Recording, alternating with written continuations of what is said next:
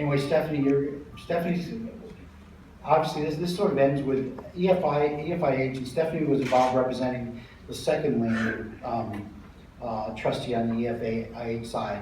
It's brought up a lot of issues about trustees, and I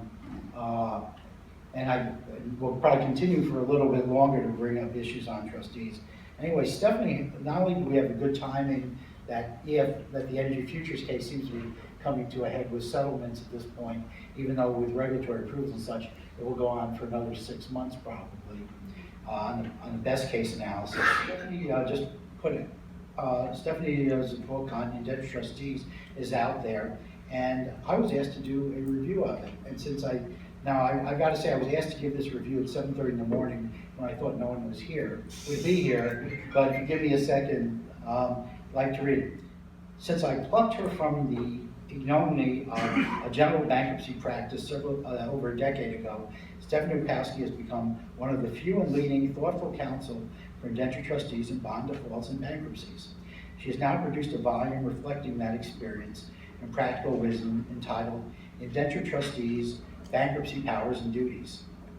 While indenture trustees have been players in the debt markets since at least the proliferation of railroad bonds in the late 1800s, their more general role as integral players in the capital markets and as representatives of bondholder interests, including now in multi-billion-dollar bond default cases such as Energy Futures, was codified and recognized at least since the Trust Indenture Act was adopted in 1939.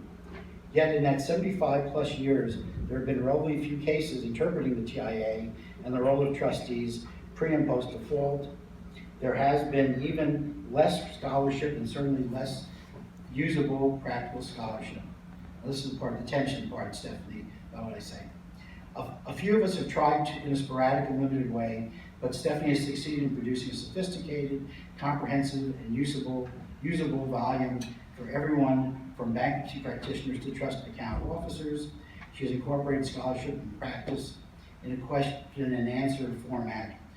Although, not to be critical, we only need 4 questions to introduce the Exodus from Egypt at Passover time. Stephanie came up with, according to my count, approximately 224 questions to elucidate the role of debt trustees in bankruptcy.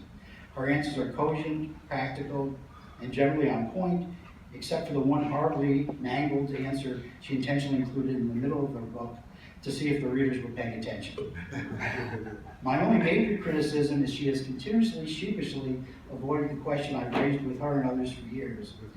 To the extent the Trust Indenture Act requires a trustee in a default to act as would a prudent man, while the model indenture requires a trustee to act as would a prudent person, does she think the latter means to be a higher standard or just as opposed to a prudent man standard?